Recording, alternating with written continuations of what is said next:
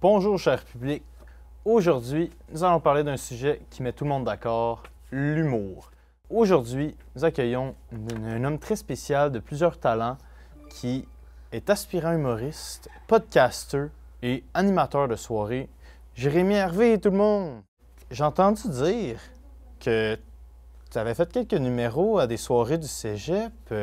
Quelles étaient ces soirées et c'était comment devant des centaines de personnes de faire de l'humour? Bon, alors, pour commencer, j'ai fait les soirées crampées, qui est une soirée au cégep de Jonquière, donc qui est organisée là, occasionnellement. J'en ai fait 3 jusqu'à maintenant, il y en a eu 3 cette année. J'ai décidé de toutes les faire, même si j'avais un stress énorme, j'en avais jamais fait, mais c'est ça que je voulais faire depuis longtemps. Alors, la première s'est déroulée au mois d'octobre, ça l'a vraiment bien été, j'étais super content. Ensuite, la deuxième au mois de décembre, la troisième au mois de février. Et d'ailleurs, prochain numéro que je fais, c'est pour au Festi-Rire. Alors j'en profite, si vous voulez venir au Festi-Rire, samedi prochain, 19 mars, on fait un numéro pour un concours, donc c'est vraiment trippant. Et qu'est-ce que ça fait d'être devant des gens? C'est vraiment très très stressant parce que tu sais pas à quoi t'attendre. Est-ce que ça va être bon? Est-ce que ce sera pas bon? On ne sait pas. Mais ce que je sais, c'est que j'adore ça et que j'ai beaucoup de plaisir à le faire. Mon grand ami Éloi Jonf m'avait dit qu'il t'avait légué la soirée crampée en tant que futur animateur. Qu'est-ce qui a fait que tu as été sélectionné? Je pense que le fait que je sois en première année, ça l'a aidé. Le fait que je sois motivé aussi à en faire beaucoup, à m'améliorer. J'ai quand même une bonne base. Je pars pas de rien non plus, étant donné qu'il m'a vu 3 fois sur scène. Il sait à quoi s'attendre en tant qu'animateur. Il sait aussi que je suis prêt à continuer les soirées, à m'assurer que ça va rester, que ça va prendre de l'importance, que ça va vraiment rester. Et aussi, le fait, lui, il part en stage dans le fond. Donc, c'est pour ça qu'il m'a légué la soirée. Il quitte le cégep. Je prends le relais, en fait. Parfait. Pour les prochaines années, jusqu'à temps que je quitte le cégep dans quelques années. Cool. Et comment tu as commencé en humour et qui sont tes inspirations? Ça a commencé avec Mike Watt, je vous écoute. Donc, Mike Watt, qui est une de mes plus grandes inspirations, un de mes humoristes préférés. Il fait des podcasts depuis 10 ans. C'est un des pionniers du podcast au Québec. D'ailleurs, son podcast, je vous écoute, c'est le plus écouté. Le podcast francophone, un des plus écoutés au Canada. Ah ouais? Ouais. Donc, il fait beaucoup de spectacles, bénéfices, Marco le Magnifique à chaque année. Alors, c'est quelqu'un que je suis et que j'aime beaucoup. Parfait, c'est très inspirant.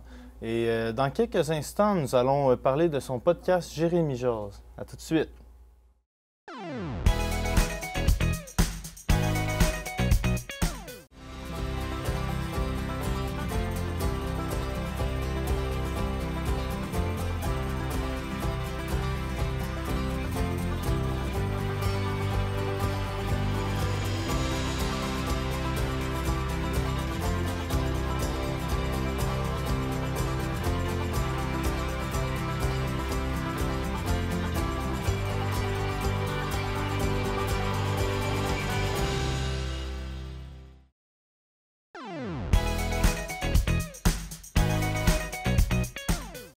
Rebonjour, cher public. Maintenant, nous allons parler du podcast Jérémy Jase avec Jérémy, l'animateur en personne.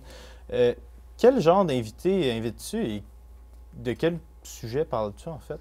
Donc, Jérémy Jase, c'est un projet qui a commencé en 2020 pendant la pandémie. Je trouvais que le meilleur moyen de commencer dans ce milieu-là, en écoutant des podcasts beaucoup, surtout à travers la pandémie, c'est de commencer par des podcasts.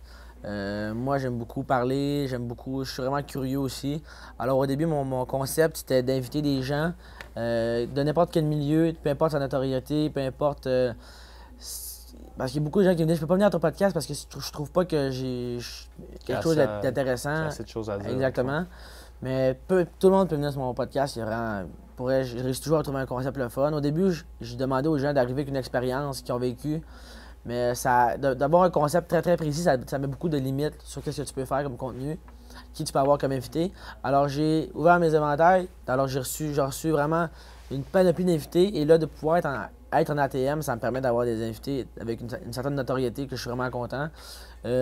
Dernièrement, j'ai reçu Mathieu Dufour, j'ai reçu Daniel Grenier, Les Picbois, j'ai reçu en fait la semaine passée de Thomas Levac.